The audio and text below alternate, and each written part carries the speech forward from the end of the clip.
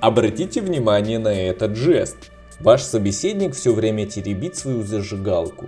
С вами словарь жестов. Как читать мысли без слов? Раздел «Анархист». Эта особенность говорит о враге любого порядка, о личности, характер которой складывается из нескольких опций. Анархист, зануда и тщеславный человек. Любитель все усложнять и навязывать свое мнение. Я часто замечал описанную манию как у мужчин, так и у женщин, находящихся в поисках любовных приключений.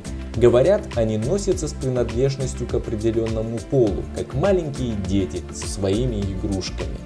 Замечали ли вы таких людей с такой позой? Подпишитесь на канал, чтобы иметь доступ ко всем жестам, которые помогут вам понять собеседника, а не его слова. Всех благ, дорогой зритель, узнаем о человеке все.